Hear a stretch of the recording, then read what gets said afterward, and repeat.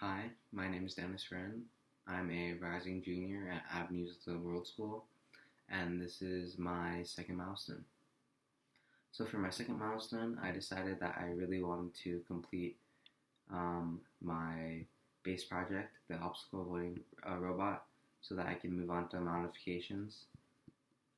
So what I needed to do to complete my base project from my first milestone, which was just getting the motors to work, was adding the ultrasonic sensor and writing code for the car for it to be able to utilize the ultrasonic sensor to detect objects in front of it and avoid collision.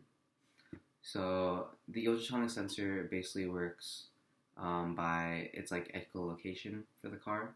It'll send out ultrasonic waves, and then those ultrasonic waves will bounce off objects in front of it, and then when those ultrasonic waves come back from those objects, the ultrasonic sensor will record the time that it took to receive those waves again, and then it'll calculate distance from that time using just simple mathematics, and it'll basically do this constantly as long as it's on.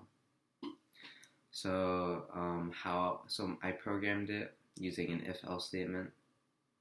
So I basically said, if the car reaches a certain distance within an object, it'll stop and go the other direction. So I set that to 30 centimeters. So whenever anything gets into 30 centimeters of it, it'll stop, go backwards a bit, and then turn around 180 degrees, and then keep going. So the else part of that is just if it doesn't detect anything, then it'll just keep on going forward. So for my second milestone, I also ran into a couple of problems. So I was testing my car. Whenever it would reach rough terrain, such as a small bump or carpet, it just wouldn't be able to produce enough traction to keep on moving forward. So I got much more bigger wheels. It's like 2 times bigger, if not more. And that just allowed my car to move a lot, like, more smooth. So for my other problem, I ran out of, I didn't have enough voltage for my car.